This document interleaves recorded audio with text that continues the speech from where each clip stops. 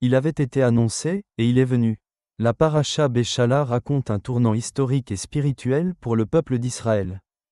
Après avoir quitté l'Égypte, les Hébreux se trouvent face à un obstacle insurmontable, la mer des Joncs. Pourtant, l'Éternel, dans son infinie bonté, ouvre les eaux pour leur permettre de passer à sec. Ensuite, dans le désert, le peuple affronte la soif et la faim, mais Dieu pourvoit à leurs besoins par la manne céleste et l'eau jaillissant du rocher. Finalement, Israël remporte la victoire sur Amalek grâce à l'intercession de Moïse, soutenu par Aaron et Our. À travers ces événements, nous percevons une image prophétique, l'annonce de Yeshua, le Messie. La paracha nous enseigne 7 points essentiels qui préfigurent son œuvre rédemptrice et sa mission divine.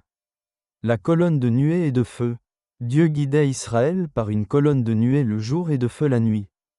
De même, Yeshua, la lumière du monde, éclaire nos vies et nous guide dans la vérité.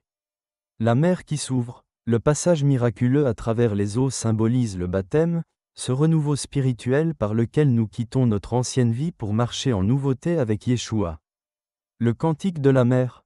Le chant de victoire d'Israël après la traversée reflète la louange des rachetés, comme dans Apocalypse 15, 3, célébrant la victoire de Dieu en Yeshua. Les eaux amères à Mara. L'eau amère adoucie par le bois évoque le bois de sa mort, par laquelle Yeshua transforme nos souffrances en guérison et notre amertume en douceur. La manne et l'écaille. Comme Dieu nourrissait Israël dans le désert, Yeshua, le pain de vie, nourrit nos âmes et nous enseigne à dépendre de lui quotidiennement. L'eau jaillissant du rocher. Le rocher frappé qui fait jaillir de l'eau est une image de Yeshua, la source d'eau vive qui désaltère nos âmes assoiffées. La bataille contre Amalek. Moïse, dont les bras élevés assurent la victoire, préfigure Yeshua, qui intercède pour nous. Avec son sacrifice sur le bois, il nous donne la victoire sur nos ennemis spirituels. Une vérité éternelle révélée. Il avait été annoncé, et il est venu. Yeshua est venu il y a plus de 2000 ans, accomplissant les prophéties et incarnant les promesses de Dieu. Cependant, sa venue ne fut pas une surprise pour ceux qui l'attendaient. C'était une évidence pour ceux dont le cœur était prêt à le reconnaître. Aujourd'hui encore, il se révèle à chacun de nous par des événements, des rencontres ou des moments de vérité. C'est à notre cœur de répondre. L'accepterons-nous comme notre guide et notre sauveur, ou choisirons-nous de le rejeter ? Célébrer son nom avec le son des tambourins comme Myriam et tous ceux qui l'accompagnaient.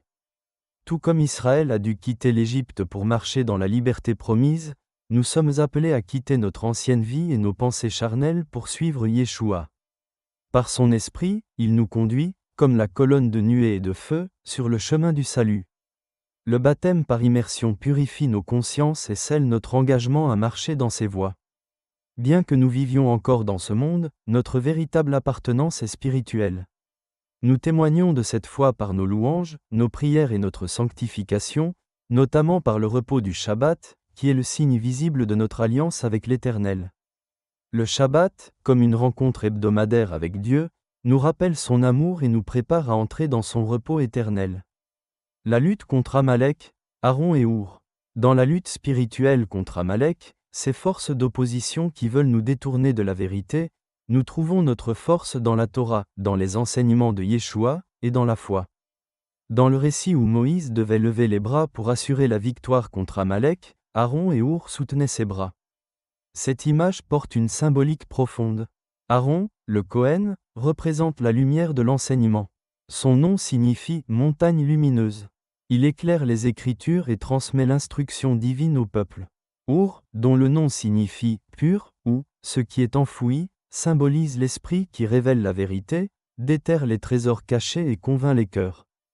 Aaron et Our illustrent ainsi les forces qui nous aident à lutter contre les mensonges religieux.